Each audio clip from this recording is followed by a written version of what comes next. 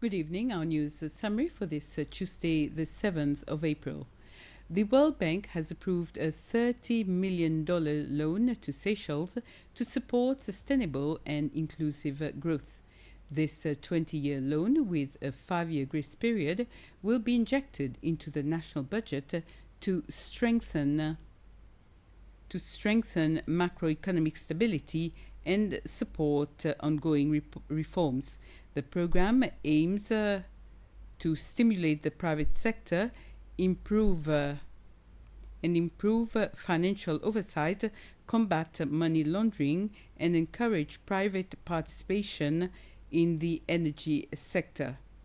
It also includes measures for environmental sustainability, such as waste management, as well as social initiatives to reduce risky behaviors among young people.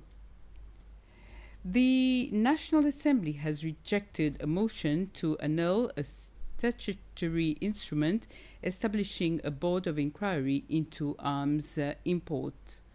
The opposition leader, Bernard Georges, argued that the SI contained drafting errors and questioned both the purpose and timing of the inquiry, noting it coincides with an ongoing court case involving weapons. He also raised concerns about transparency and alleged the inquiry was politically motivated. The Board of Inquiry, appointed by the President, is mandated to investigate the importation, registration, and handling of firearms over the past 20 years. Comprising 4 members sworn in on January the 19th, it has 6 months to examine key issues including arms imports, unofficial armories, and the involvement of foreign operatives. Responding to the motion, the leader of government business, Sylvain Lemiel, defended the inquiry, stated it would clarify events during the previous administration. The motion was defeated with 18 votes against and 13 in favor. The National Assembly has unanimously approved the motion proposing Seychelles as a member to join the Charter of the Coalition for Disaster Resilient Infrastructure, the CDRI. It was the leader of government affairs in the National Assembly, Sylvain Lemiel, who brought the motion to the Assembly this morning. When presenting the motion, Ms. Lemiel highlighted the benefits that Seychelles can get if it becomes a member of the coalition. The coalition was launched in 2019 by India's Prime Minister Narendra Modi during the United Nations Summit on Climate Actions. Its purpose is to strengthen the resilience of infrastructure around the world against disasters and climate change. Wei Sadamasa, advisor to the Japanese Prime Minister, discussed further cooperation between Japan and Seychelles with President Patrick Emini this morning. Mr. Sadamasa has confirmed to President Emini that the construction of the marine police base financed by Japan is progressing well. The President of the Republic, Patrick Emini, met with the Japanese Prime Minister's advisor, Wei Sadamasa, at State House today, where Japan confirmed that the new Marine Police headquarters at Ile Perseverance will be completed by June of this year. The facility, a key project supported by Japan, is expected to significantly boost Seychelles' ability to combat maritime crime and strengthen coastal security. Talks focused on deepening bilateral ties, particularly in maritime security, training and capacity building, as well as cooperation in digitalization, education, and health. Both sides also reaffirmed their commitment to tackling regional challenges including illegal fishing, drug trafficking, and piracy. The meeting comes as the two countries marks 50 years of diplomatic relations, with President Emini also set to attend the upcoming Tokyo International Conference on African Development. Seychelles today marks the World Health Day and the Day of Health Professionals, honoring the dedication of healthcare workers, past, present, and future. President Patrick Emini highlighted the vital role of medical staff in prevention, protection, promoting healthy lifestyles, and providing care.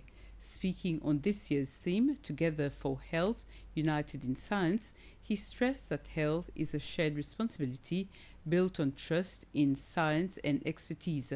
He also reaffirmed his commitment to improve working conditions and strengthening the health system, including the construction of a modern hospital for all Seychellois. The health minister, Dr. Marvin Fani, paid tribute to doctors, nurses, and paramedical staff, acknowledging the long hours, tough decisions, and emotional demands they face. He announced a new era in healthcare aimed at better supporting staff and recognizing their commitment, saying, "You do not only provide care, you shape the future of health in the Seychelles. You have my full respect and unwavering support." The l'Union démocratique Seychellois party echoed these sentiments, calling for transparent, accountable, and evidence-based leadership, urgent reforms, increased investment in human resources, and greater support to ensure a stable and inclusive healthcare system for all Seychellois. This week, the world lights up in blue as we celebrate World Autism Awareness Week, a moment to recognize the unique talents, voice, and experience of people living with autism. To commemorate this event, Bello Primary School held a special event for the autistic community at the school. Under the theme, Autism and Humanity, Every Life Has Value, students, teachers, parents, and special guests gathered to commemorate the day with a program filled with emotion and aspiration. Jane Lowett, the head teacher of Bello Primary School, addressed the audience. Although the World Autism Awareness Day is observed on the 2nd of April, we have chosen to dedicate this entire week to recognize, understand, and celebrate our learners with autism. This year's theme, Autism and Humanity, Every Life Has Value, reminds us of the simple but powerful truth. Every child matters, every voice deserves to be heard, and every individual has something meaningful to contribute to our world. Autism, or autism spectrum disorder, is a developmental condition that affects how a person communicates, interacts, and experiences the world around them. It is called spectrum because it presents differently in each individual. Some children may need support, while others may be more independent, but all share unique strengths, talents, and perspectives. Today's celebration is not just about raising awareness, but about embracing differences and recognizing the unique abilities of children on the autism spectrum. The program featured performances by the school choir and a heartfelt testimony from Frederick Gapi, who is autistic. I successfully completed my science with the 5 IGCSE passes. Right now, I am in my second year at SIT, where I am studying for a certificate in auto mechanics. I enjoy learning hands-on, skill in working with the vehicles. One of the biggest parts of my life is swimming. I started swimming at a very young age, and over time it became my passion. Today, I am a professional Paralympic swimmer. I have had the opportunity to compete internationally, winning gold medal in Dubai and Mauritius, and a silver medal in Zhuhai. I am currently training hard for the World Paralympics in Los Angeles in 2028. One of the most touching moments came during the symbolic activity, Carry Your Candle and Leave Your Handprint of Light, where children with autism, accompanied by their parents, were the first to leave their handprints. President Patrick Herminy has announced the composition of the new board of directors for the l'Union Estate on La Digue.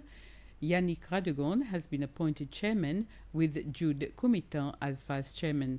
Other members of the board are Dilis Cedras, Patrick Vell, Robert Labiche, Chantal Ghislain, Wilfried Fanchette, and Monica Figaro. The members will serve a 3-year term, effective from the 1st of April 2026.